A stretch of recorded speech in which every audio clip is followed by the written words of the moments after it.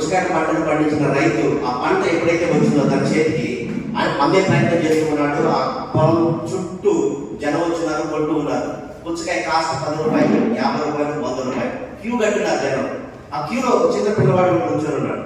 So అందరికీ పుచ్చకాయ ఇస్తూ ఉన్నాడు. బట్ ఆ చిన్న పిల్లవాడి స్టేజ్ ఎప్పుడైతే వచ్చిందో చిన్న పిల్లవాడు రూపాయి చేతిలో పెట్టి నాకు పుచ్చకాయ ఇవ్వండి అని చెప్పేసి అన్నాడు.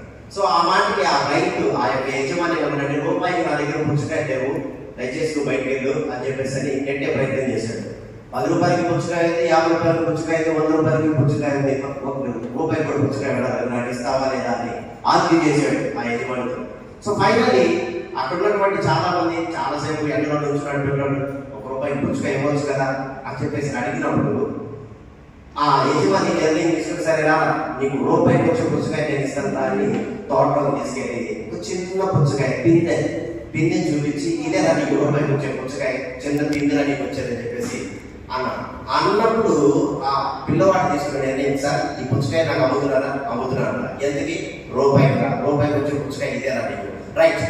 ఆ రూపాయికి వచ్చే పుచ్చకాయ ఇది నాదే కదా, దాని చుట్టూ రౌండ్ చేశాడు, ఇది నాదే కదా నీదే, అటైతే నేను ఇప్పుడు కోసుకోను సార్, 10 రోజుల తర్వాత వచ్చి కోసుకుంటాను.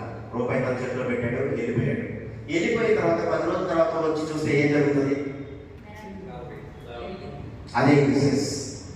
ఈరోజు మీరు తీసుకునే నిర్ణయం రేపు ఎలా మారబోతుందంటే మీ భవిష్యత్తును మారుస్తుంది.